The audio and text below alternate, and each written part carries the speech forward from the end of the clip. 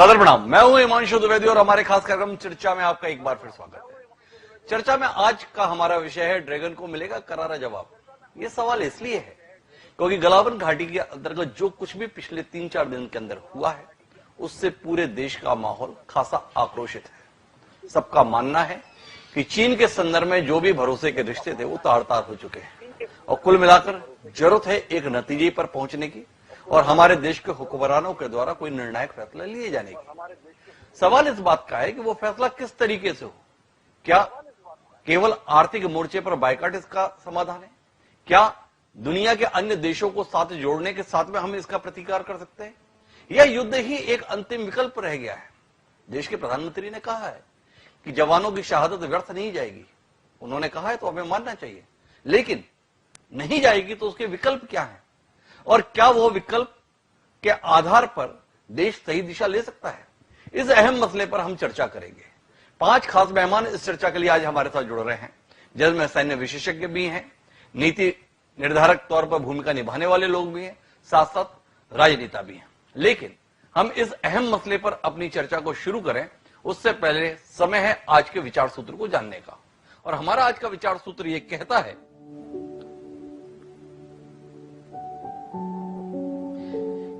कि अपि स्वर्णमयी लंका न मे रोचते लक्ष्मण, जननी जन्मभूमिश्च स्वर्गादपि गरियसी।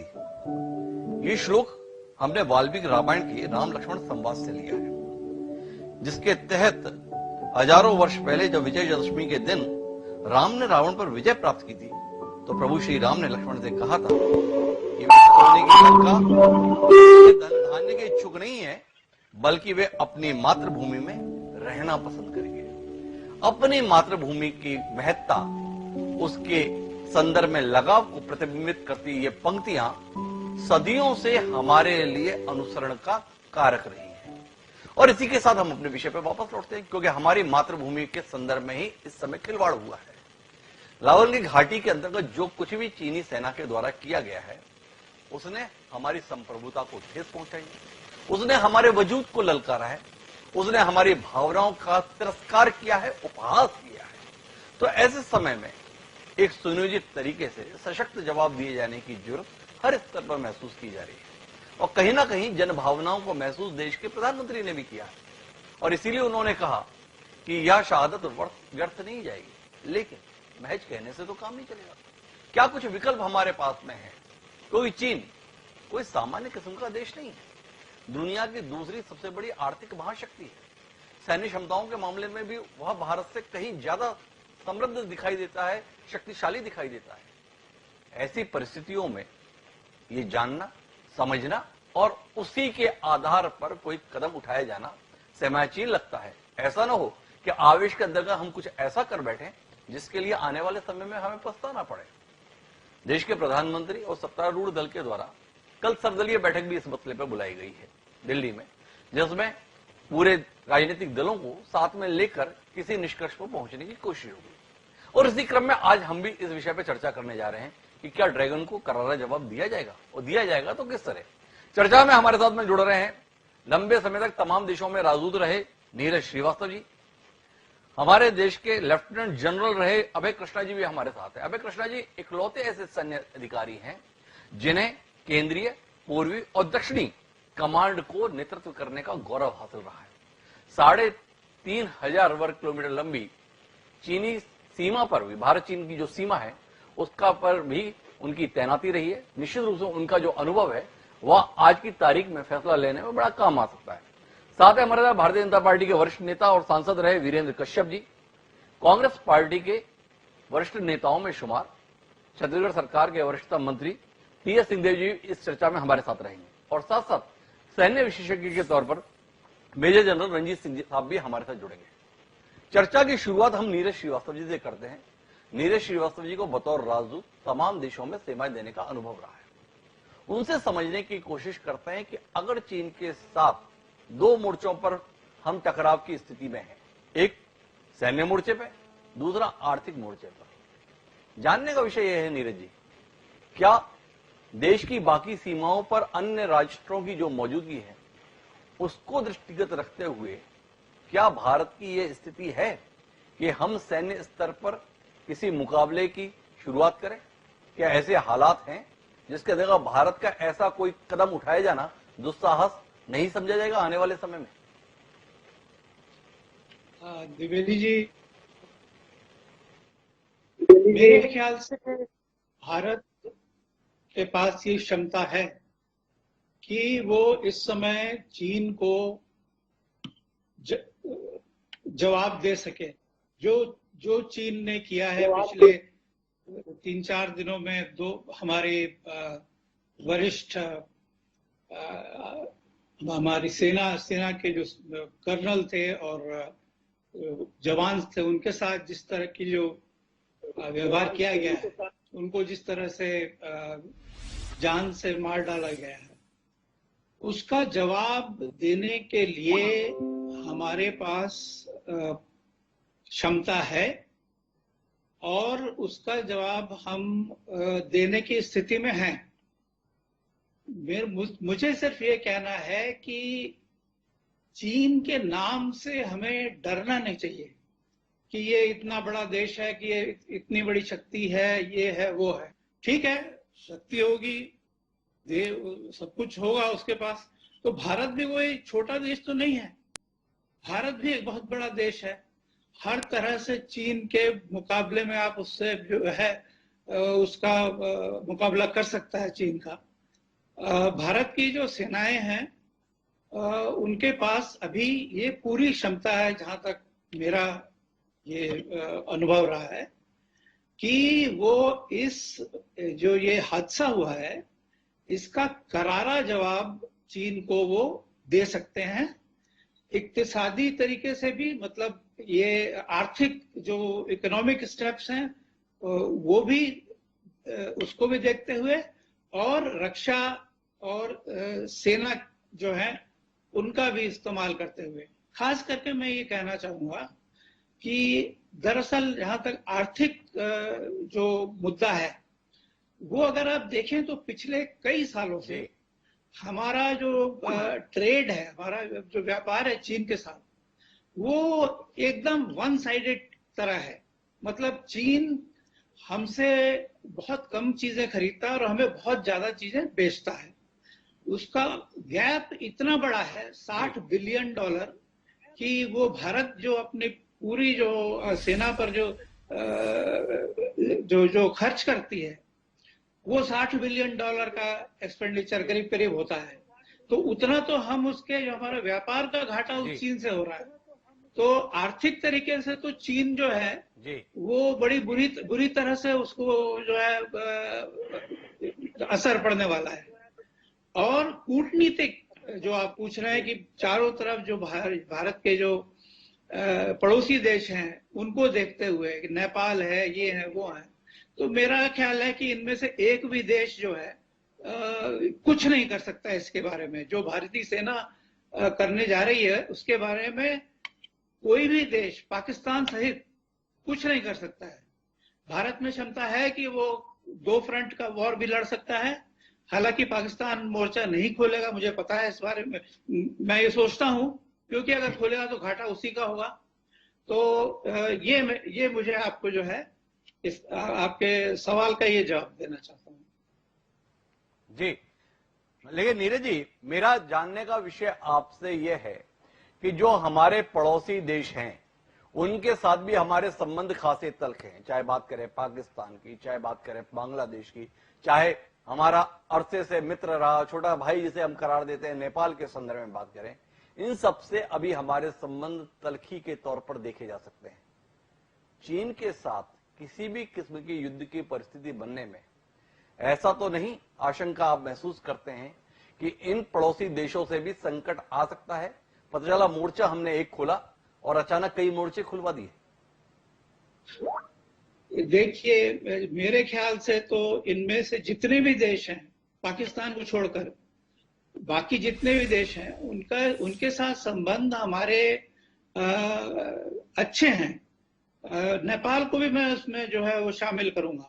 अभी छोटी मोटी कुछ थोड़ी डिफरेंसेस हो गई हैं, लेकिन ये छोटे छोटे देश हैं और ये कुछ देश इनमें ऐसे हैं जो कि भारत और चीन पर दोनों का फायदा उठाना चाहते हैं, जैसे नेपाल अभी कोशिश कर रहा है।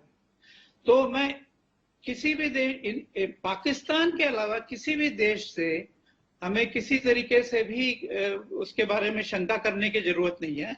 और मेरे ख्याल से जहां तक मुझे बात समझ में आती है, पाकिस्तान की स्थिति इस वक्त इतनी खराब है कि पाकिस्तान कुछ नहीं कर सकता है। हाँ, चीन उसे अगर मजबूर करे कि किसी तरह की कोई वो दूसरा मोर्चा खोल दे, तो पाकिस्तान को ये देखना पड़ेगा, मतलब अपने हित में ये उसको ये देखना पड़ेगा कि वो इंडिया से इस वक्त युद्ध लड़ना उसके हित में है कि नहीं है।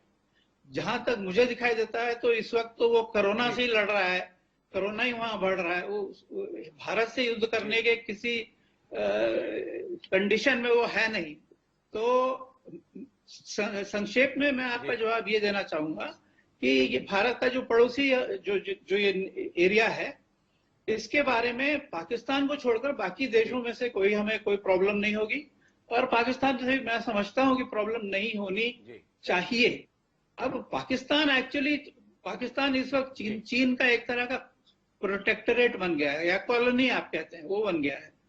चीन अगर उसको आदेश देता है कि अगर आप दूसरा फ्रंट खोलिए भारत को जो है तंग करने के लिए, तो उनको फिर हो सकता है वो दूसरा फ्रंट खोलें। लेकिन अगर वो खोलें भी तो भी हमारे जो हमेशा हमारे जो भी डिसीजन मेकर्स हैं, मेरा ख्याल है पूरी तरह से वो इस बात का जो है उनको पता है, और वो इसके ऐसे ही प्लानिंग करके चलेंगे कि अगर पाकिस्तान ने भी फ्रंट खोला तो उसका भी हम जवाब दे देंगे।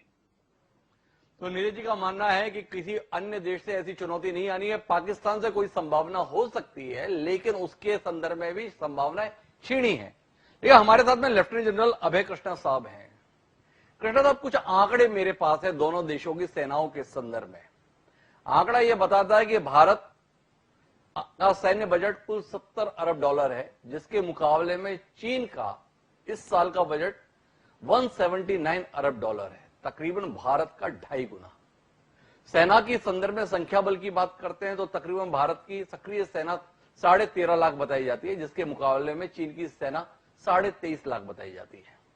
तैनाती के संदर्भ में जिस इलाके में तनाव चल रहा है उसके विषय में यह कहा जाता है कि वहां पर चीनी सेनाएं हमारे मुकाबले ऊंचाई पर है, युद्ध पहाड़ पर लड़ा जाना है, और ऊंचाई के संदर्भ में एडवांटेज हमेशा उस देश के पास में होता है या उस सेना के पास में होता है जो ज्यादा ऊंचाई पर होता है। इसकी रोशनी में जानने का विषय आपसे है जनरल साहब कि क्या भारत के पास में सैन्य कार्रवाई का विकल्प है, अगर है तो किस तरह? ठीक है, मैं आपको जवाब इसका देता हूं, लेकिन थोड़ा सा जरा एक्स्ट्रा टाइम दे देना मेरे को, बिकॉज फौजी होने के नाते कोई जरूरी नहीं है कि मैं सिर्फ मिलिट्री एक्शन के बारे में ही बोलूं, क्योंकि जब एक दुश्मन से डील करना होता है तो मिलिट्री एक्शन एक टूल है और बहुत सारे भी टूल्स हैं जो एक साथ हमको लेकर के चलना पड़ेगा उनके साथ। आप एक चीज आप मिस आउट कर गए हैं, उनकी इकोनॉमी $13 ट्रिलियन भी है। तो अगर ये सब चीज आंकड़ा आप देखेंगे, एक मैथमेटिकल कैलकुलेशन अगर आप करेंगे, तो जाहिर है कि वो हमारे से ज्यादा ताकतवर दिखेंगे, चाहे वो इकोनॉमी वाइज हो या मिलिट्री वाइज हो या इक्विपमेंट वाइज हो। लेकिन हम किस तरह की वॉर उनके साथ देख रहे हैं? अगर हम फुल स्केल वॉर देख रहे हैं, फुल स्केल वॉर, तो क्या ये फुल स्केल वॉर इंडिया और चाइना के बीच ही सीमित रहेगी? ये भी हमको सोचना है, क्योंकि चाइना आज काफी देशों को तंग कर चुका है और उसके रिश्ते काफी देशों से खराब हो चुके हैं। अभी अभी ग्लोबल टाइम्स ने हमें धमकी दी है कुछ दिन पहले कि उनके और यूएस के बीच की जो लड़ाई है उसमें इंडिया नहीं आए। इसका क्या मतलब है? तो जब हमारी और उनके साथ अगर फुल स्केल वॉर होगी, हर एक डोमेन में होगी, लैंड डोमेन से ग्रेजुएट करके साइबर और एरोस्पेस डोमेन में होगी, तो क्या ये लड़ाई सिर्फ सीमित रहेगी चाइना और इंडिया में? तो ये भी जरा सोचने की बात है। जहां तक आपने वो हाई एल्टीट्यूड और बॉर्डर की बात करी, तो जाहिर है हम एडवांटेज में हैं, इसमें कोई डाउट नहीं है, क्योंकि बहुत सारे इलाके ऐसे हैं जिसमें हम उनको डोमिनेट करते हैं और हमारे पास अच्छा खासा ऑफेंसिव ऑप्शंस अवेलेबल है उसके लिए। अब सिर्फ अगर हम गलवान को देख के चलें तो गलवान में हमने एक रेड लाइन ड्रॉ कर दिया है कि उनको ये जगह खाली करना होगा। अब या तो वो बातचीत से करें, अगर बातचीत भी होता है तो बातचीत का भी एक समय का लिमिट होना चाहिए कि इस समय तक, ऐसा नहीं कि 2 साल तक बातचीत ही चल रही है। तो जहां तक मिलिट्री ऑप्शन है, मिलिट्री ऑप्शन के लिए हमको तैयार रहना है और अगर जरूरत पड़े तो हमको मिलिट्री ऑप्शन करना पड़ेगा एट वॉट एवर कॉस्ट। हो सकता है शायद नुकसान ज्यादा हमारा हो, लेकिन लॉन्ग टर्म जो फायदा होगा ज्यादा होगा, क्योंकि चाइना जो है, चाइना $13 ट्रिलियन के साथ वो हमारे साथ कंपीट नहीं कर रहा है, वो यूएस के साथ कर रहा है कंपीट। अगर आप चाइना का थोड़ा हिस्ट्री देखेंगे 1974 ऑनवर्ड्स, 1974 से चाइना चुपचाप बहुत ही ग्रेजुअली एक अच्छा सा अपना रंग रूप लेकर के, एक फ्रेंडली रूप लेकर के 2013 तक वो चुपचाप ग्रो करता रहा। और अभी आप अगर उसको देखेंगे तो कई जगह दुनिया में उसके इन्वेस्टमेंट्स हैं और उन इन्वेस्टमेंट से बहुत सारे देशों को उसने अपने डेट में डाल दिया है और डेट में डालने के बाद फिर वो उन देशों को डंडा दिखाता है, क्योंकि मिलिट्री स्ट्रेंथ भी इसी के साथ इनकी बढ़ती गई है। तो ये चाइना का बहुत बड़ा ट्रिक है। तो अगर हम एक मिलिट्री एक्शन देख रहे हैं तो फिर वो ठीक नहीं होगा कि सिर्फ मिलिट्री एक्शन से हमको डील कर पाए। हमारे पास अभी बहुत सारे ऑप्शन हैं जो उनकी वर्नेबिलिटी हमारे हाथ में है, जिसको हम एक्सप्लॉइट कर सकते हैं। आपको 2-3 मैं एग्जांपल दूंगा, जस्ट 2 मिनट और अगर हमें दे दें। जैसे ये मैंने आपको उनके इन्वेस्टमेंट्स बताए, बहुत सारे कंट्रीज एशिया, इसमें साउथ ईस्ट एशिया में हैं, साउथ अमेरिका में हैं, अफ्रीका में हैं, जो उनके डेट में आ चुके हैं। इन कंट्रीज को आइडेंटिफाई करके हमको लाइन ऑफ क्रेडिट। मैं आपको बीच में रोकता हूं, मुझे आपसे जो जानने का विषय है कि आपने जो सारी बात बताई, जो आर्थिक मोर्चा उस पर भी मैं बात करूंगा, लेकिन सैन्य कार्रवाई के संदर्भ में जो आपसे बातचीत कर रहा हूं उसकी बुनियाद में इस देश के प्रधानमंत्री सम्माननीय नरेंद्र मोदी जी का बयान है। उन्होंने एक बयान दिया है कि हमारे जवानों की शहादत व्यर्थ नहीं जाएगी। हमारे पास में 2 खबरें हैं, एक पुष्ट एक अपुष्ट। पुष्ट खबर यह है कि एक कर्नल समेत 20 जवानों को हमने इस घाटी में खो दिया। अपुष्ट खबर यह है कि हमने भी सामने वाले पक्ष पे कार्रवाई की और उनके 43 सैनिक मारे गए। कुछ लोग खबरें दे रहे हैं कि 65 मारे गए, कुछ इससे भी ज्यादा संख्या बढ़ा दे रहे हैं। लेकिन 20 के संदर्भ में अधिकृत बयान है, 43 के संदर्भ में केवल हवा में तैरती हुई खबरें हैं जिनकी कोई पुष्टि नहीं कर रहा है। आप बहुत ही अनुभवी सैन्य अधिकारी रहे हैं, आपसे समझना चाहते हैं कि सच्चाई क्या है। अगर हमने 43 जवानों को बदले में मारा है तो देश के प्रधानमंत्री क्यों कह रहे हैं कि जवानों की शहादत व्यर्थ नहीं जाएगी? व्यर्थ तो गई नहीं, उन्होंने बहादुरी से लड़ाई लड़ी, एक के बदले में 2 मारे हैं, तो व्यर्थ जाने की बात कहां से? और अगर व्यर्थ नहीं जाएगी वो कह रहे हैं, तो क्या 43 की बात झूठी है? सच क्या है? आपसे रोशनी की उम्मीद कर सकते हैं? देखिए मैं आपको साफ साफ कहूंगा, क्योंकि डायरेक्ट कोई खबर तो मेरे पास भी नहीं है, मेरा भी एक असेसमेंट है। और मेरा असेसमेंट ये है कि ये जो 43 या 65 या 63 जो ये बोल रहे हैं, ये कौन सी मीडिया बोल रही है? ये चाइना की मीडिया बोल रही है और ये बाहर से खबर आ रही है ना। किसी ने इन डेड बॉडीज को देखा है? किसी ने इनको ट्रांसपोर्ट होते हुए देखा है? कोई आइडेंटिटी है इनकी? और आज मैं जब बैठ करके पूरा सोशल मीडिया को छान रहा था तो उसमें हमने देखा कि काफी चाइना के लोग ट्विटर पे और सोशल मीडिया पर काफी मजाक उड़ा रहे हैं कि हमें भारत के सेना पर बहुत गर्व है कि उन्होंने हमारे 43 सैनिकों को मार दिया। कोई देश में ऐसा कोई लिखेगा? कोई चाइनीज? और ये सारे चाइनीज लिख रहे हैं। तो मुझे ये लगता है कि ये पार्ट ऑफ इंफॉर्मेशन वॉरफेयर था, जिससे कि चाइना ये दिखाना चाहता है कि भारत अग्रेसर था, भारत के ट्रुप्स ने हमारे कैंप के ऊपर अटैक किया और फिर हमको ये उनके ऊपर ये कैजुअलिटी इन्फ्लिक्ट करनी पड़ी, लेकिन हमारा भी बहुत नुकसान हुआ है। तो इसीलिए झगड़ा तो भारत की तरफ से हो रहा है। ये शायद एक मैसेज वो देना चाह रहे हैं। अदरवाइज मैंने किसी देश में ऐसा नहीं देखा है कि उसी के देश के लोग, जहां डिक्टेटर लाइक शासन है, खास करके चाइना में, वो खुद ही इस तरह का मजाक उड़ा रहे हैं सोशल मीडिया पर। इसलिए मैं इसको थोड़ा सा शक की निगाह से देखता हूं। जहां तक एक्शन का सवाल है, मैंने आपको बोला है शक की निगाह से देखते हैं जी, हमें एक्शन के लिए तैयार रहना है। और एक्शन सिर्फ गलवान या लद्दाख में नहीं, कहीं भी, वहां से लेकर के अरुणाचल तक हमको एक्शन के लिए तैयार रखना है एट वॉट एवर कॉस्ट। बड़ी महत्वपूर्ण बात जनरल साहब कह रहे हैं कि हमें एक्शन के लिए तैयार रहना है। और ये जरूरी नहीं कि हम एक्शन वहीं करें जहां पर ये विवाद हुआ है। इतनी लंबी सीमा रेखा है, कहीं पर भी हम अपने अनुकूलता के साथ चाइना को और दुनिया को यह एहसास करा सकते हैं कि हमारी संप्रभुता के साथ खिलवाड़ ठीक नहीं है।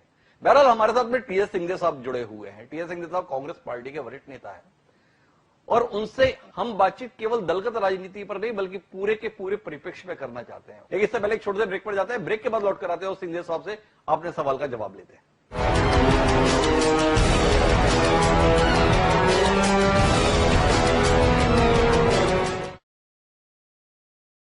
हम आप सब अब नहीं तो कब 9 बज जाए तब।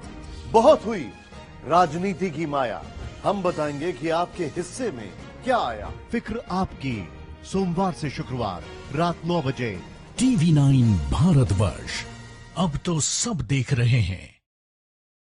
अब समर में भी होगी हैप्पीनेस इन द एयर। जल्द होगा साथ Mister Breeze the cool air cooler. अब बलदेव फर्नीचर रायपुर एवं छत्तीसगढ़ के समस्त आउटलेट्स पर उपलब्ध।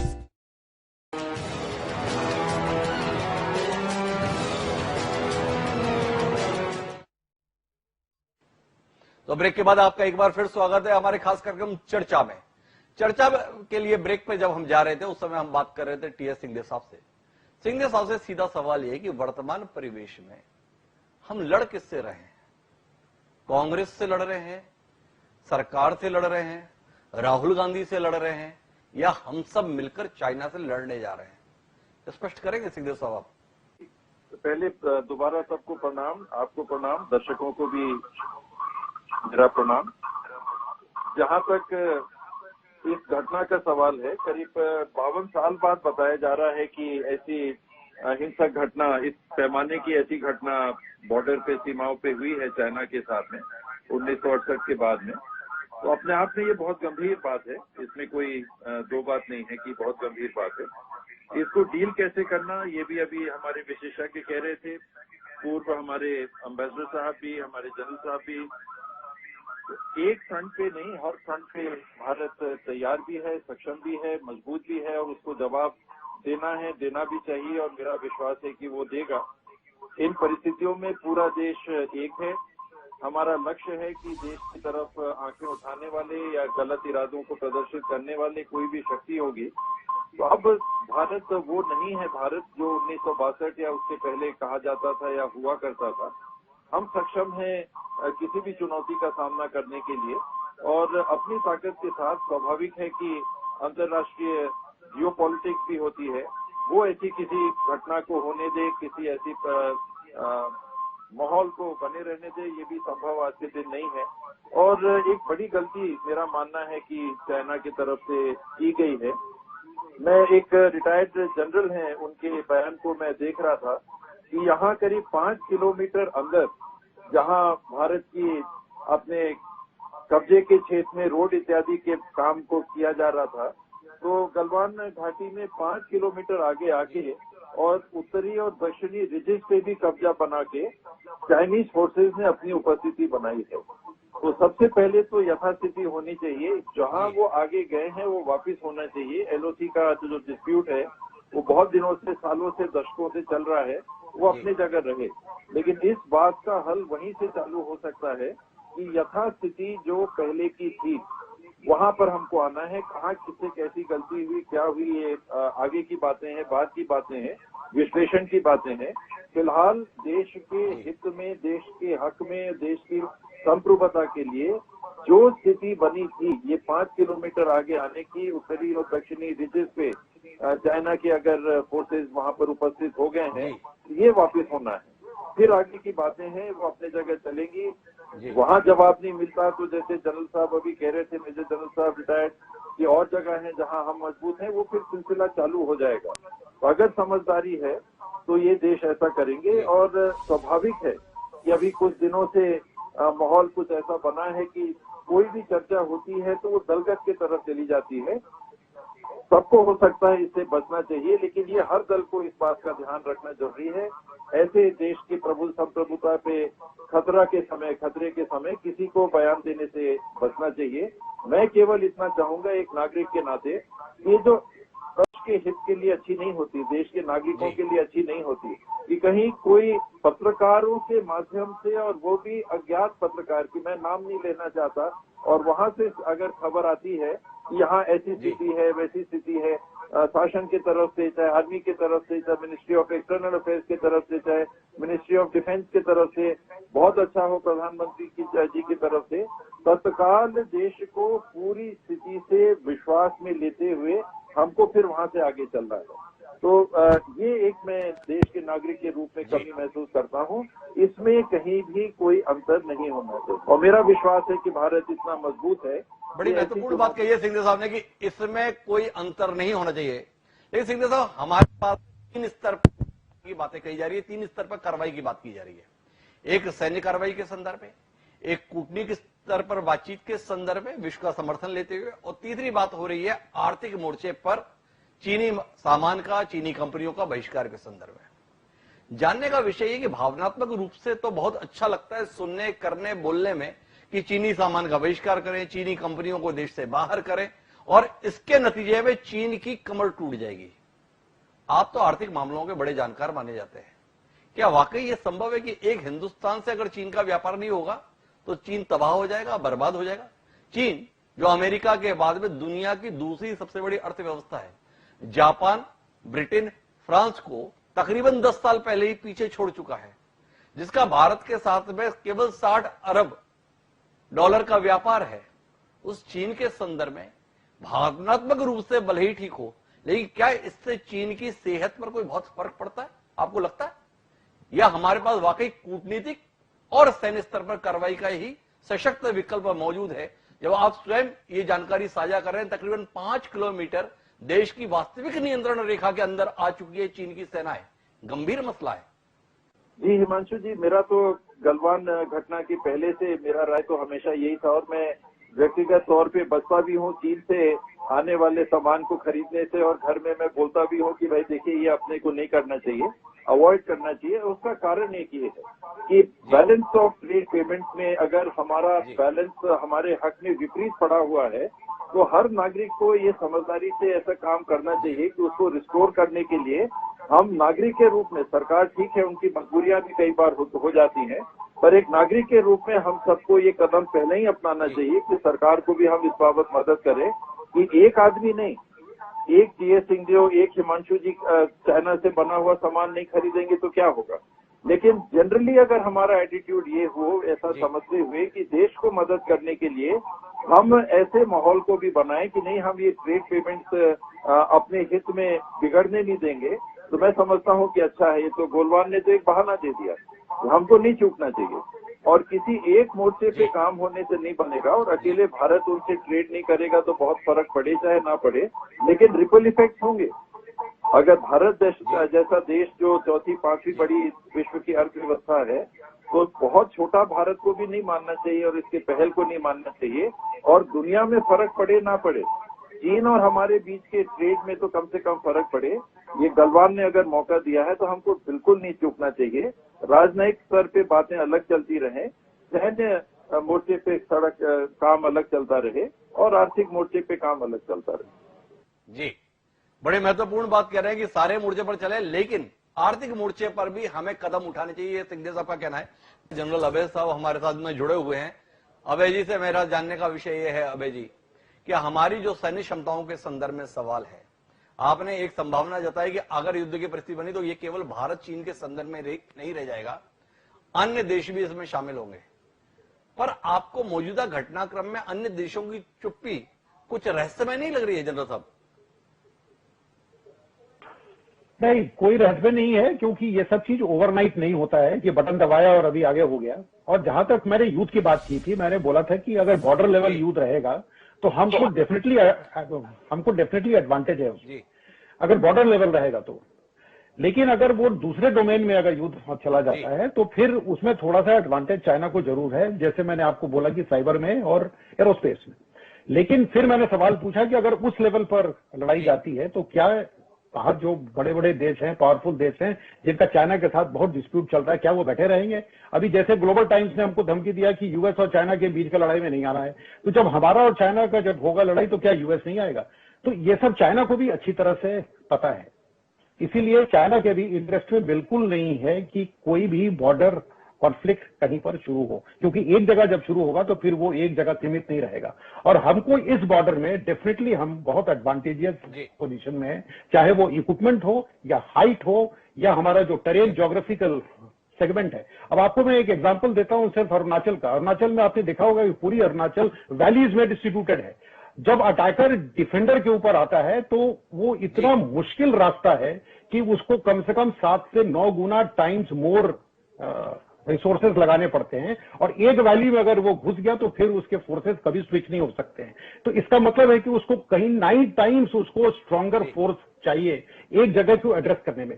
तो ये सब एक मैथमेटिकल कैलकुलेशन है, लड़ाई इसके पर नहीं चलती है, लेकिन अपॉर्चुनिटीज हमारे पास बहुत है। और इसीलिए मैंने बोला था कि जो डिस्कशन चल रहा है उसका एक टाइमलाइन होना चाहिए कि इस टाइमलाइन के अंदर आप इसको खाली करिए, और वो टाइमलाइन के अंदर अगर नहीं वो अधेयर करते हैं और इसको प्रोलॉन्ग करते जाते हैं, हमको कहीं ना कहीं एक्शन लेने के लिए तैयार रहना चाहिए, यही मैंने बोला था। लेकिन सिर्फ हमको मिलिट्री एंगल से हर चीज को नहीं देखना है डीलिंग विद चाइना, ये भी बोला था मैंने, क्योंकि चाइना की बहुत सारी वर्नेबिलिटीज है जिस पर हम अच्छे से हावी हो सकते हैं।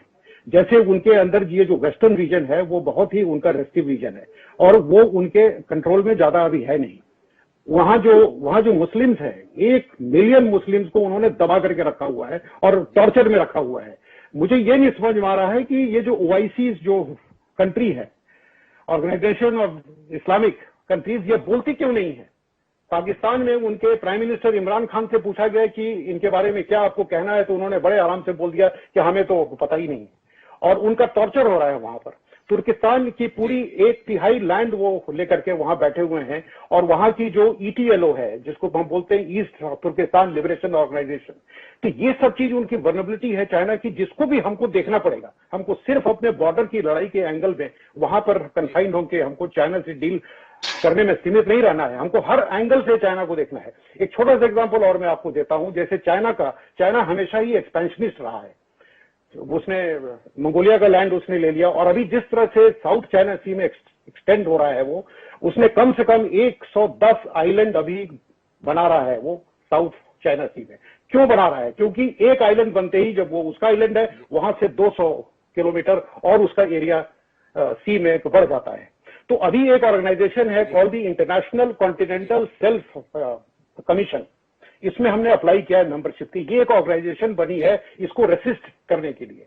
तो हमें जल्द से जल्द इस ऑर्गेनाइजेशन में घुसना है ताकि चाइना का जो ये एक्सपेंशन साउथ ईस्ट एशिया उनके साउथ चाइना सी में हो रहा है उसको रोकना है। आपने चाइना का सुना होगा BRI और ओबोर, जो इनका बेल्ट रोड इनिशिएटिव चल रहा है, ये भी उनकी एक वीकनेस है, क्योंकि ये भी अभी तक उनका पूरी तरह से सक्सेस नहीं हुआ है। और अमेरिका ने ऑलरेडी इसका एक ऑल्टरनेट इलाज कर दिया है शुरू, जिसको हम बोलते हैं ब्लू डॉट नेटवर्क। अमेरिका भी इसके पैरेलल एक बाई रोड लैंड के थ्रू कनेक्ट होने की कोशिश कर रहा है, और हम इसके ऑलरेडी प्रिंसिपल पार्टनर बन चुके हैं। हमको अभी जल्द से जल्द इसको एक्सटेंड करना है साउथ ईस्ट एशिया में। इसके एक्सटेंड होते ही चाइना का पूरा ट्रेड बैलेंस ही इधर बिगड़ जाएगा। तो इसलिए मैं बोल रहा हूं कि सिर्फ मिलिट्री एंगल से हर चीज को नहीं देखना है। मिलिट्री के लिए हम तैयार हैं आल्टीट्यूड एरिया में, हमको और भी कई चीजें ये सब साथ लेके चलना है, तभी हम इस 13 ट्रिलियन इकोनॉमी स्ट्रॉन्ग इकोनॉमी वाली जो कंट्री है, जो एक बुली बन गई है आज के टाइम में, इसको हम टैकल कर सकते हैं। चलो साहब, मेरे 2 सवाल हैं आपसे। आपका शुरू से ये नजरिया आ रहा है सामने कि हमें केवल मिलिट्री एंगल पर नहीं जाना, लेकिन मेरे आपसे सवाल मिलिट्री एंगल को लेकर है। 2 सवाल आपसे करना चाहता हूं। हमारी फौजें मुस्तैद रहती है, सीमा पर सचेत रहती है, फिर भी खबरें ये आ रही हैं कि चीनी फौजें वास्तविक नियंत्रण रेखा से 5 किलोमीटर अंदर हमारी सीमा के अंदर दाखिल हो गई है। किसकी चूक है? किस स्तर पर निर्णय लेने में देरी हुई है जिसके चलते ये परिस्थिति बन पाई? हम उन्हें वास्तविक नियंत्रण रेखा पर ही क्यों नहीं रोक पाए? एक सवाल तो आपसे ये समझने का है, बतौर फौजी अफसर, और आप तो उन मोर्चों पर तैनात रहे, आप ज्यादा बेहतर तरीके से देश को बता सकते हैं कि ऐसा कैसे संभव है। एक दूसरा जानने का विषय है कि हम बार बार ये कह रहे हैं कि चीन उकसावे की कार्रवाई कर रहा है, चीन ने धोखा दिया है, चीन ने दगाबाजी की है, पर एक खबर यह भी आ रही है कि भारत के द्वारा अपने सीमा के अंदर दरबुग शोक मार्ग का निर्माण किया जा रहा था, जिसमें हम कारगुन दर्रे तक पहुंच रहे हैं, और सैन्य दृष्टि से वो बड़ा संवेदनशील क्षेत्र है। क्या हमारे सड़क निर्माण की कार्रवाई ने चीन को उत्तेजित किया है, चीन को बौखला गया हमारी इन तैयारियों से जो पिछले कुछ समय से सीमा के मोर्चे पर हमारे देश की सरकार लगातार करती जा रही है, और इसलिए करती जा रही है ताकि हमारी सीमाएं ज्यादा सुरक्षित हो सके। ये दो सवाल आपसे। बहुत बढ़िया। पहला सवाल जो आपका, मैं ये बताऊंगा कि चीन कैसे अंदर आ गई, 5 किलोमीटर या जो भी डिस्टेंस अंदर आई है। तो मैं आपको एक ही लाइन में इसका जवाब दूंगा कि इतना लंबा बॉर्डर है चाइना के साथ कि आप हर जगह सेंट्री नहीं बैठा सकते हैं, और एरिया भी बहुत सारे डिफिकल्ट हैं। तो बहुत सारे ऐसे ज्योग्राफिकल सेगमेंट्स हैं जो खाली पड़े हुए हैं, और एक अंडरस्टैंडिंग है हमारा चाइना के साथ कि आप इस लाइन तक वहां रुक जाइए, इस लाइन तक हम रुक जाएंगे, हम नहीं जाएंगे। तो ये जो अभी जो हुआ है, इस तरह के बहुत सारे एरियाज हैं जिसमें कि हमारी सिर्फ पेट्रोल जाती है और कोई सेंट्री वहां पर थानेदार कोई खड़ा नहीं है, क्योंकि हर जगह हम डिप्लॉय नहीं कर सकते हैं अभी तक। तो इसीलिए जो इस तरह की खाली जगह अगर उनकी पेट्रोल आती है और पेट्रोल अगर ट्रांसग्रेस करके आकर के बैठ गई और धीरे धीरे उन्होंने कुछ सामान इंडक्ट करके कुछ टेंटेज वहां पर बना लिया और अपने इंफ्रास्ट्रक्चर बना लिए, तो ये कुछ जगहों में ये मुमकिन था। यहां पर जो हुआ है, यहां पर डेफिनेटली थोड़ा सा वो ज्यादा स्ट्रेंथ में आए हैं और बैठ गए हैं। अब इसके बारे में अभी कमेंट करना कि ये किसकी गलती है, ये कैसे हुआ है, ये सर्वेलेंस क्यों नहीं था, ये सब अभी इसका टाइम नहीं है, और अभी हमको ये सब चीजों पर उंगली नहीं उठाना है। ये सब बात की बात है, बाद में देखी जाएगी। अभी हमारा सिर्फ यही एम होना चाहिए कि अंदर घुसे हो, अब इसको यहां से निकालना है। जैसे ये दोकलम में आ गए थे, और दोकलम में जब ये इन्होंने हमारे बॉर्डर की तरफ बढ़ना शुरू किया, तब फिर हम एक रेड लाइन ड्रॉ करके हम अंदर गए और उनको हमने रोक दिया है। वही कार्रवाई अभी यहां पर होनी चाहिए, उंगली अभी नहीं उठाना है आपस में, नंबर 1। नंबर 2, आपने जो रोड के बारे में बोला, ये जो रोड हमारा जो बन रहा है, जो दौलत बेग ओल्डी एयरपोर्ट तक और उसके आगे जो जाएगा ये काराकोरम तक, इस समर में ये रोड कंप्लीट होना था। ये रोड कंप्लीट होते ही हमारा टोटल लैंड एक्सेस काराकोरम तक हो जाएगा, क्योंकि जिस तरह से भारत का स्ट्रेंथ बढ़ रहा है, ताकत बढ़ रही है, कहीं भारत का इरादा ऐसा नहीं हो जाए कि वो गिलगित बल्तिस्तान को ले बैठे। और गिलगित बल्तिस्तान को जब भारत ले लेगा तो भारत को डायरेक्ट लैंड एक्सेस मिल जाएगा अफगानिस्तान के थ्रू सेंट्रल एशियन रिपब्लिक में। और सेंट्रल एशियन रिपब्लिक के जो 3 कंट्री हैं जो चाइना के बॉर्डर के साथ है, हमारा रिलेशनशिप उनके साथ बहुत अच्छा है, हमारी इन्वेस्टमेंट है, और वहां चाइना का भी काफी इन्वेस्टमेंट है, लेकिन चाइना के अगेंस्ट में वहां पर काफी अभी आक्रोश और अनरेस्ट हो रखा है। तो ये इनका एक बहुत बड़ा वल्नरेबिलिटी है, जिससे वो डर रहे हैं कि ये आगे वाले टाइम में भारत कहीं धीरे धीरे वहां तक पहुंच नहीं जाए, इससे पहले ही उनको यहां पर ये रोक लो। और इसीलिए इन्होंने एक रोग स्टेट की तरह धोखा दे करके ये हरकत की है। इन्होंने पूरे जितने भी हमारे अभी तक इनके साथ एग्रीमेंट हुए हैं, 6 एग्रीमेंट हुए हैं पीस एंड ट्रैंक्विलिटी के बॉर्डर की, उसको तोड़ करके उन्होंने ये एक्शन किया है। वुहान जैसा जो एग्रीमेंट, इतना डिस्कशन हुआ था और इतना वुहान स्पिरिट की बात हो रही थी, मल्लापुरम में हुआ, उसका क्या फायदा हुआ? आप कैसे इन लोगों पर विश्वास कर सकते हो? तो अभी इसलिए मैं बोल रहा हूं कि टाइम आ गया है एक बहुत ही हार्ड स्टेप लेने का, और हार्ड स्टेप सिर्फ मिलिट्री एक्शन, लोकल एक्शन नहीं है, एक बहुत ही वाइडर स्केल पर, एक वाइड डोमेन में हमको बहुत सारे एक्शन सभी लेने होंगे, इनके वल्नरेबिलिटी को पहचान करके। बड़े महत्वपूर्ण बात अभय कृष्णा साहब कह रहे हैं कि केवल मिलिट्री एंगल नहीं बल्कि सारे मोर्चों को एक साथ खोलकर चाइना को घेरने की जरूरत है, तभी उसको एहसास होगा कि उसने कर क्या दिया है। लेकिन एक आखिरी सवाल और करता हूं मेजर साहब, फिर मैं नीरज श्रीवास्तव साहब के पास चलूंगा। जनरल साहब, आपसे जानने का विषय ये कि हम जब ये तमाम गतिविधियां कर रहे थे, सड़कें बना रहे हैं अलग अलग जगहों पर, बाड़ लगाने की कोशिश कर रहे हैं, कुल मिलाकर अपनी सीमाओं को सुरक्षित रखने की कोशिश कर रहे हैं, आप तो फौजी अफसर रहे हैं, इन मोर्चों पर तैनात रहे हैं, क्या आप लोगों को यह बिल्कुल अंदेशा नहीं रहा कि आपकी इन कार्रवाइयों से बौखलाकर पड़ोसी देश कुछ ना कुछ तो करेंगे? हमारे द्वारा तैयारी है इस संदर्भ में, या हमने माना था कि हम ये करेंगे और वो कोई प्रतिक्रिया नहीं देंगे?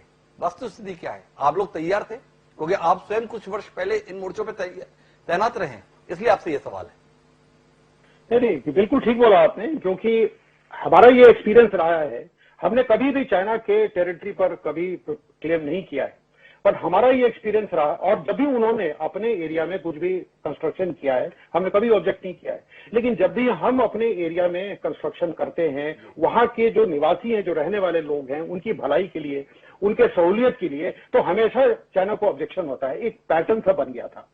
बट हमें हमेशा विश्वास था over so many years of behaviour and conduct और इतने एग्रीमेंट्स के साथ कि चाइना इस तरह की ऑफेंसिव हरकत शायद नहीं करेगा। ऑब्जेक्शन होता रहेगा, जरूर वो करता है ऑब्जेक्शन, उनकी पेट्रोल आती है, लेकिन इस तरह का वायलेंट एक्शन चाइना करेगा इसका हमने इमेजिन नहीं किया था, क्योंकि जो हमने विश्वास किया था कि पीस एंड ट्रैंक्विलिटी के जितने भी एग्रीमेंट 6 एग्रीमेंट उनके साथ हुए हैं, वो उस पर एक रिस्पॉन्सिबल नेशन की तरह, एक अच्छे पावर की तरह, जो एक अपने आप को सुपर पावर की तरफ जो बढ़ा रहा है और देख भी रहा है, वो एक रिस्पॉन्सिबल नेशन की तरह बिहेव करता रहेगा। और हमने तो हमेशा ही एक अच्छा रिलेशनशिप चाइना के साथ रखने की कोशिश की है।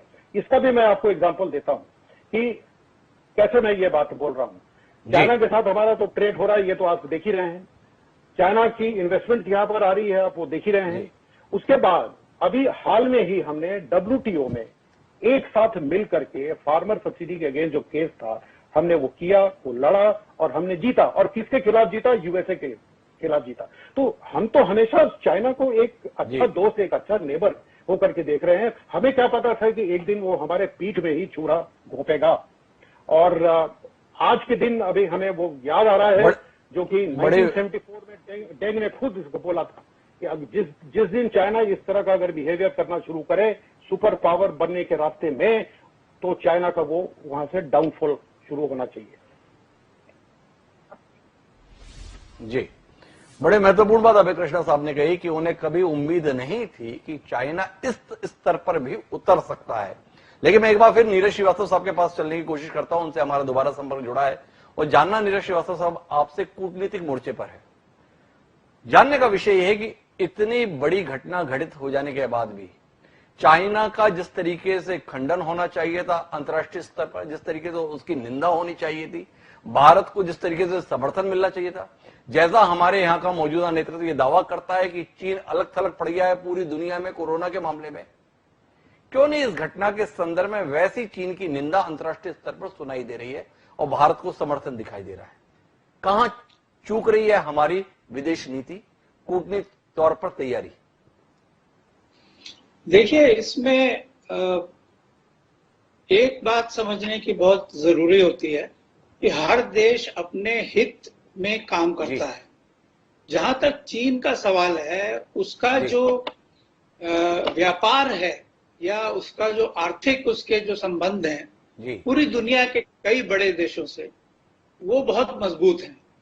और कोई भी देश ये नहीं चाहता कि वो संबंध जो है वो खराब हो या किसी तरह से उनके रिश्ते खराब हो जाएं चीन से। तो ओपनली जो है क्रिटिसाइज करने में वो जो है जल्दी नहीं करते हैं। लेकिन मैं इसमें दो बात कहना चाहूंगा जी। एक बात ये समझने की है कि इस वक्त पैसिफिक जो हमारी जो ओशन है, वहां पर अमेरिका ने 3 एयरक्राफ्ट कैरियर्स भेज दिए हैं और 3 एयरक्राफ्ट कैरियर्स का डिप्लॉयमेंट वेस्टर्न पैसिफिक में, उसका सिग्नल जो जाता है चाइना को, वो ये जाता है कि वो सैनिक खुराफाती उसमें ना करें। तो ये एक्चुअली स्टेटमेंट देने से ज्यादा मजबूत सिग्नल है कि उनके 3 एयरक्राफ्ट कैरियर्स वहां पर आकर डिप्लॉय हो गए हैं। अच्छा, जहां तक एक बात मैं और आपको बताऊंगा। हाँ, बताइए कहिए। जी नहीं, पहले आपकी बात पूरी हो जाए, फिर मेरा एक सवाल है, लेकिन आपकी पहले पूरी बात आ जाए। जी नीरज जी। हाँ, मैं दो एक पॉइंट कहना चाहूंगा, क्योंकि बीच में यहाँ बिजली चली गई थी और इसलिए हमारा ये संपर्क टूट गया था कि चीन के लिए ये उस बहुत गलत मौका, एक बहुत गलत समय चीन ने चुना है भारत से कन्फ्रंटेशन करने के लिए। इस वजह से क्योंकि उन्होंने जो कोरोना वायरस पूरी दुनिया में फैलाया है और पूरी दुनिया में उन्होंने लाखों लोग मरे हैं और करीब 70-80 लाख लोग में इन्फेक्शन हुआ है।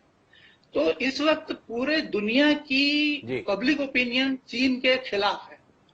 और अगर आप वर्ल्ड हेल्थ ऑर्गेनाइजेशन में जो प्रस्ताव अडॉप्ट हुआ है उसमें देखेंगे 122 देश, उसमें चीन के मित्र भी हैं, उसमें रशिया भी है, उन्होंने भी चीन के अगेंस्ट जो है वो स्टैंड लिया है। तो इस वक्त चीन दुनिया में अकेला पड़ा हुआ है, एक देश भी उसके साथ नहीं है। दूसरी बात, चीन इस वक्त अंदर से बहुत मजबूत नहीं है, क्योंकि चीन के अंदर उनकी जो अपनी जो जनता है उसमें बहुत ज्यादा एंगर, उसमें बहुत ज्यादा ये रोष पैदा हुआ है कि जिस तरह से चीनी कम्युनिस्ट पार्टी ने जिस तरीके से उनका ये कोरोना वायरस का मामला हैंडल किया था, ये तो एक्चुअली एक लोकल आउटब्रेक था। ये तो पैंडेमिक बनना ही नहीं चाहिए था। ये जो है ठीक तरह से अगर उसको हैंडल करते तो ये वुहान के बाहर ही नहीं जाता। अगर आप देखें, एक मिसाल मैं दूंगा, केरल में जो निपाह वायरस आया था कुछ सालों पहले, वो केरल के बाहर ही नहीं गया। तो चीन के लोगों में जहां पर कि बहुत लोग मरे हैं, ये जो फिगर उन्होंने दिया आपको, ये सही फिगर नहीं है, बहुत लोग मरे हैं। और इस वक्त चीन की जनता में उनकी कम्युनिस्ट पार्टी के खिलाफ बहुत ज्यादा आक्रोश भरा हुआ है। उससे ध्यान उनका हटाने के लिए जो है वो ये सब कार्य कर रहा है कि भारत के साथ उसने ये ले लिया। फिर उसने हांगकांग में जो है उसने हांगकांग में उसने अपना ट्रीटी तोड़ दी है। ताइवान के साथ वो कर रहा है, ये साउथ चाइना सी में कर रहा है, अमेरिका के साथ वो कर रहा है। अच्छा, अमेरिका ने ओपनली भी भारत को सपोर्ट का सिग्नल दिया है। अमेरिका ने ओपनली भी दिया है, 3 एयरक्राफ्ट कैरियर भी भेजे और ओपनली भी दिया। मेरा कहना यह है कि जो एक अंग्रेजी में कहा जाता है परफेक्ट स्टॉर्म, ये चीन के खिलाफ एक परफेक्ट स्टॉर्म आ रहा है।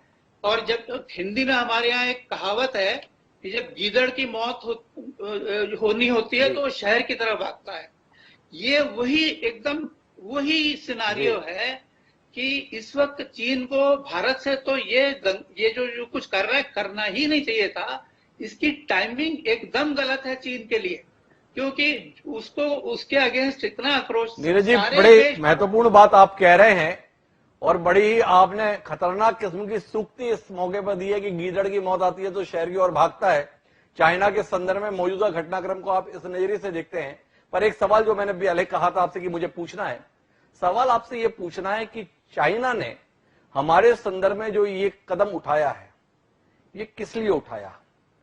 इसलिए कि सीमा पर हम सड़कें बना रहे हैं, अपनी सीमाओं को सुरक्षित करने की कोशिश कर रहे हैं इसलिए उठाया, या पिछले कुछ समय से भारत ने अपनी गुटनिरपेक्ष नीति को छोड़ते हुए अमेरिका की तरफ जो दोस्ती के कदम कुछ ज्यादा बिठाए हैं, बढ़ाए हैं, इसको रोकने के लिए, इस पर अपनी नाराजगी जाहिर करने के लिए, इस संदर्भ में चेतावनी देने के लिए यह कार्रवाई को अंजाम दिया है? क्या लगता है, क्योंकि आपके पास में तो विश्व राजनीति का बड़ा अनुभव है, क्या आपको लगता है कि अमेरिका के साथ में हम जो अपने संबंध बढ़ाने की कोशिश कर रहे हैं, इससे बेचैन होके चाइना का ये कदम है? क्या ऐसा भी आप महसूस करते हैं? नहीं, देखिए, मैं अमेरिका में भारतीय राजदूतावास में भी मैंने पोस्टिंग कर चुका हूं वहां, तो मेरा फर्स्ट हैंड एक्सपीरियंस है जी। ये जो चीन ने जो कार्रवाई अभी भारत के विरुद्ध शुरू की है, इसके दो कारण है।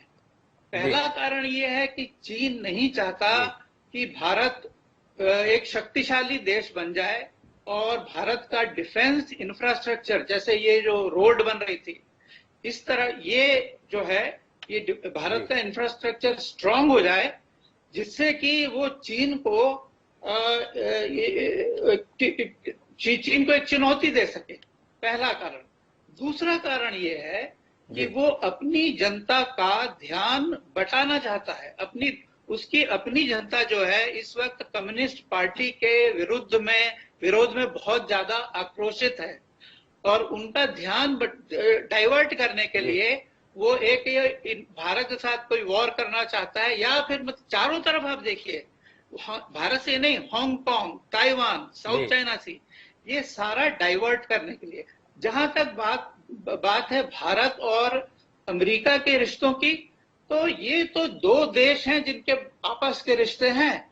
हम चीन के जो पाकिस्तान के रिश्ते के साथ ही जो रिश्ते हैं, जैसे क्योंकि उसने उसको न्यूक्लियर वेपन भी दिया हुआ है, उससे खराब तो कोई काम हो ही नहीं सकता।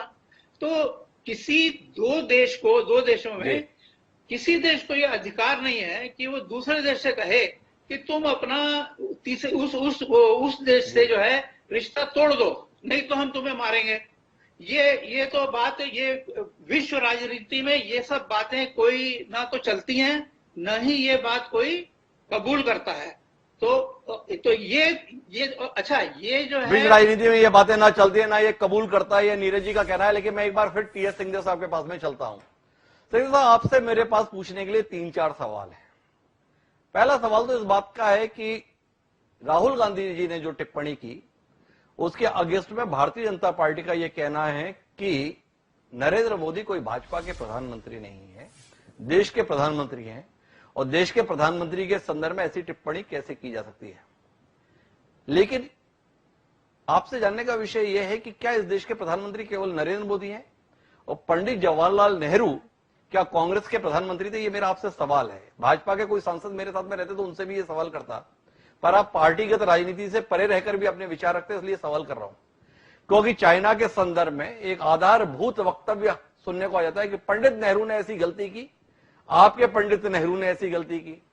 तो उस समय तो यह हो जाता था कि आपके पंडित नेहरू, और जब नरेंद्र मोदी जी के संदर्भ में सवाल कर लिया गया तो कह दिया गया कि देश के प्रधानमंत्री के साथ ऐसा व्यवहार, इस तरीके की शब्दावली। क्या कहेंगे टीएस सिंहदेव इस संदर्भ में? दुर्भाग्य से राष्ट्रीय स्तर पे जो पब्लिक नैरेटिव है ये गिरता चला गया, और न केवल दिवंगत नेहरू जी के संदर्भ में, चाहे वो इंदिरा जी रही हो, चाहे वो राजीव जी रहे हो, चाहे तत्कालीन प्रधानमंत्री के रूप में मनमोहन सिंह जी काम करते रहे हो, उस समय ऐसी संवेदनशील या संतुलित बातें जो लोग नहीं कर रहे थे, वो आज सवाल उठाते हैं कि भाई ये आप ऐसे कैसे कर रहे हो। तो ये डिफेंस नहीं होना चाहिए। अगर आपने इसको प्रजातंत्र में उचित समझा कि कोई भी पद आलोचना के ऊपर नहीं है या किसी से प्रश्न ना किया जा सके प्रजातंत्र में किसी भी परिस्थिति में, तो फिर यहाँ पर अभी नहीं करना चाहिए। मनमोहन सिंह जी पाकिस्तान के पश्चिमी क्षेत्रों में गए थे, बलूचिस्तान में गए थे, अन्य जगह गए थे, वहां रहते हुए कुछ बातें हुई, अन्य परिस्थितियों में बातें हुई। ऐसी गंभीर हो सकता है कि सेना की स्थिति कम आई हो, लेकिन आई हो तो कोई चूका नहीं, तो उसको अब आड़ लेने की कोशिश नहीं करनी चाहिए। कोई बात आई है, ये खुला प्रजातंत्र है, ये प्रजातंत्र का सवाल है।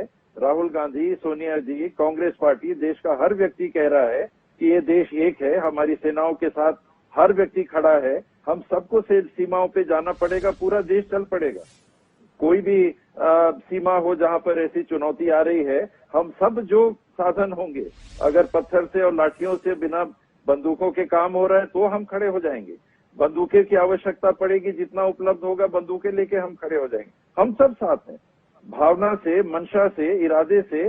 देश का कोई नागरिक ऐसा नहीं है, हमारी बहनें कोई कमजोर नहीं है, कहीं पर किसी में इच्छा शक्ति की कमी नहीं है, बात वहां नहीं है। अगर आलोचना आप करोगे तो आलोचना के लिए तैयार रहो, फिर छुपने की उसमें कोशिश नहीं करनी चाहिए, आड़ देने की कोशिश नहीं करनी चाहिए। बात आई, आप सुनो, आपने सुनाया, दूसरों ने सुना, तो उसको भी एक स्वस्थ परंपरा आप चाहते हो बनाना, तो स्वस्थ परंपरा बना के आपको चलना चाहिए।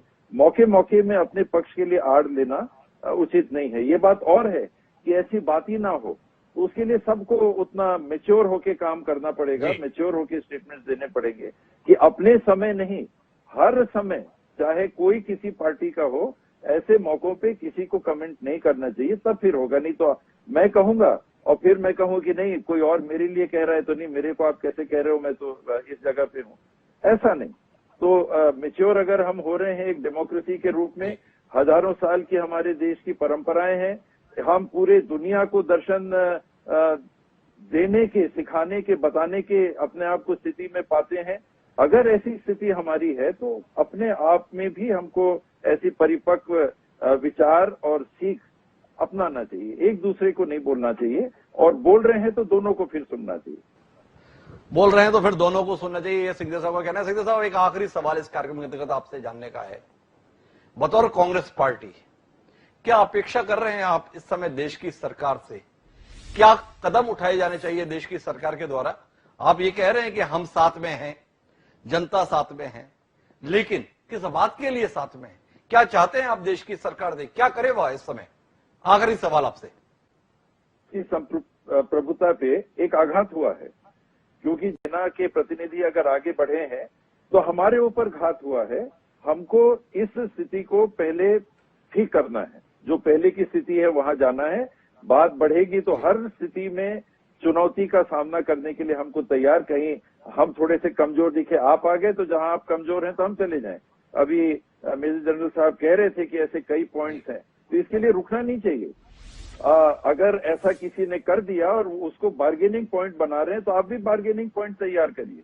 एक साथ हर मोर्चे पे आपको इमीडिएटली एक्शन लेना चाहिए, यही मैं कह सकता हूं। मैं राष्ट्रीय स्तर का कोई जनप्रतिनिधि नहीं हूं, लेकिन आपने देश के नागरिक के नाते मुझसे पूछा तो मेरी मंशा तो यही है कि आप में मादा है तो दिखना भी चाहिए, हर मोर्चे पे दिखना चाहिए। हम बात भी कर सकते हैं, हम में इतनी आत्मविश्वास और आत्मशक्ति है, हम एक्शन भी ले सकते हैं, इतनी हमारे में सहन शक्ति है। हम आर्थिक मोर्चे पे भी इतने मजबूत हैं कि हम वहां भी एक्शन ले सकते हैं, हम सामना कर सकते हैं, आदान प्रदान अपने हित में हम करने के लिए तैयार हैं हर मोर्चे पे। मैं चाहूंगा, और उसके आगे अगर आप कहेंगे तो मैं ये चाहूंगा कि पारदर्शिता हमारे देश में हो, जो देश की वस्तु स्थिति है उससे देश को अवगत कराया जाए। हम कहीं आगे बढ़े हैं तो देश को बताइए कि हम आगे बढ़े, कहीं हम पीछे हटे हैं तो हम देश को बताइए हम पीछे हटे हैं। हमारी तैयारी है तो वो पारदर्शी होनी चाहिए। कोई बहुत सीक्रेट बातें हो तो ठीक है, वो सीक्रेट बातें मत बताइए, लेकिन आपने ही अभी बताया, मैं देख रहा हूँ रनर चल रहे हैं कि हमारे 2,25,000 की हमारी सेना है, 2,30,000 की सेना है, चीन की 2 लाख से 2,30,000 है। हम अगर ये कह रहे हैं तो कल के दिन ये नहीं होना चाहिए कि 1.5 लाख है। तो ये इस प्रकार की पारदर्शिता की जो बातें हैं, जो घटनाएं होती हैं, जो बातें होती हैं पूरे देश के सामने। दो बातें बड़ी महत्वपूर्ण सिंघदेव साहब ने कही हैं, दो बड़ी महत्वपूर्ण बातें सिंघदेव साहब के द्वारा कही गई हैं। एक कि हमें बार्गेनिंग पॉइंट तैयार करने चाहिए, अगर वो हमारे कुछ इलाकों में आए हैं तो जहां पर हम मजबूत स्थिति में हैं हमें उन इलाकों में पहुंचने चाहिए ताकि बार्गेन की स्थिति में आए कि अगर आप हमारी ये जगह खाली करें तो हम आपकी ये जगह खाली कर देंगे, मतलब आपकी वो हैसियत दिखनी चाहिए। एक दूसरा उनका मानना है कि देश के सामने पारदर्शी तरीके से चीजें आनी चाहिए। सुरक्षा की दृष्टि से कुछ महत्वपूर्ण मसले हों वो बात अलग है, पर हमारी आलोचना होगी या हमारी बात को किसी और नजरिए से देखा जाएगा, इसी डर के कारण देश से कुछ छुपाया ना जाए। ये दो बातें कही हैं सिंघदेव साहब ने। कार्यक्रम का समय समाप्त हो रहा है, लेकिन जनरल साहब कुछ हस्तक्षेप करना चाह रहे थे, उनकी बात सुनते हैं और फिर जाके अपने अंतिम स्वरूप पर पहुंचते हैं कार्यक्रम के। जी जनरल साहब। मैं सिर्फ वही कहूंगा जो अभी हमारे एक्स एम्बेसडर ने कहा, मैं उसको विंडिकेट करना चाहता हूं, उनको सपोर्ट करना चाहता हूं कि जो ये बहुत सारी देश जो मुंह नहीं अपना खोल रही हैं, जो देश हैं बहुत सारे, वो इसीलिए बिकॉज उनके अंदर इकोनॉमिक क्राइसिस हो रखा है, बिकॉज वो चाइना के डेट ट्रैप में आ चुके हैं। इसलिए आपको याद होगा कि मैंने शुरू में कहा था कि हमको ज्यादा चाइना के साथ अपना इकोनॉमिक रिलेशनशिप, ट्रेड रिलेशनशिप अभी बहुत ज्यादा फोकस उस पर करने की जरूरत नहीं है। उसके अलावा हमको करना क्या चाहिए कि ये जितने भी देश चाइना के डेट ट्रैप में आ चुके हैं उनको हमको लाइन ऑफ क्रेडिट एक्सटेंड करके उस डेट से निकालना होगा। जिस दिन वो डेट से आ जाएंगे, बाहर आ जाएंगे, उस दिन वो भी चाइना को आंख दिखाना शुरू कर देंगे।